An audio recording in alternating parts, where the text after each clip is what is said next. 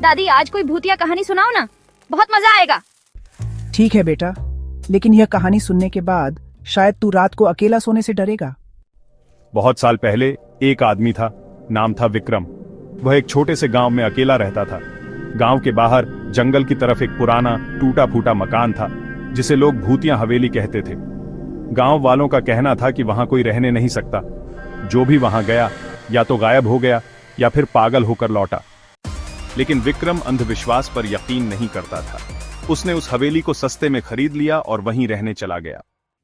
पहली रात तो सब कुछ सामान्य था, मगर दूसरी रात से डरावनी चीजें होने लगी। हवेली का रहस्य। रात के ठीक 3 बजे दरवाजे पर 3 बार दस्तक हुई। Talk talk talk. विक्रम ने दरवाजा खोला, कोई नहीं था, लेकिन दरवाजे के बाहर मिट्टी पर गहरे उल्टे पैरों के निशान थे, जैसे कोई घर के अंदर घुसा हो। अगली रात उसे लगा कोई उसके कमरे में चल रहा है। उसने आंखें खोली और देखा कोई भी नहीं था, लेकिन फर्श पर गीले पैरों के निशान बने थे जो सीधे उसके बिस्तर तक आ रहे थे। तीसरी रात जब विक्रम सोने गया तभी उसे कानों में फुसफुसाहट सुनाई दी। विक्रम, तू यहां क्या कर रहा है? ये घर तेरा नहीं है। विक्रम के रोंगटे खड़े हो गए। उसने देखा कि कमरे के कोने में एक छाया खड़ी थी, लंबी, पतली, टेढ़े मेढ़े हाथों वाली। और फिर उसने देखा कि छाया के चेहरे पर कोई आंख, नाक या मुंह नहीं था, बस एक काली गहरी खाई थी। छाया धीरे धीरे उसकी ओर बढ़ी और जब उसने विक्रम को छूने की कोशिश की तो उसके शरीर पर ठंडे बर्फ जैसे हाथों का एहसास हुआ। गांव का रहस्य धीरे धीरे खुलने लगा। हर कोई जानना चाहता था कि उस पुरानी हवेली में क्या छिपा है। जैसे जैसे रात गहरी होती गई वैसे वैसे डर और भी बढ़ता गया। लोगों की आंखों में सवाल थे, लेकिन जवाब कहीं नहीं दिख रहा था। हवेली की कहानियां गांव में फैलने लगीं और हर कोई अपनी अपनी कल्पनाओं में खो गया।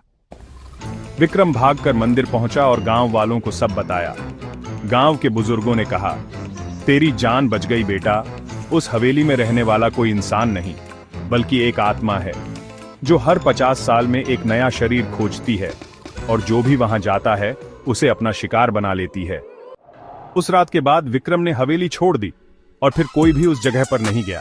लेकिन गांव वाले कहते हैं कि आज भी हर पूर्णिमा की रात वहां से किसी के रहस्यमयी तरीके से चीखने की आवाजें आती हैं।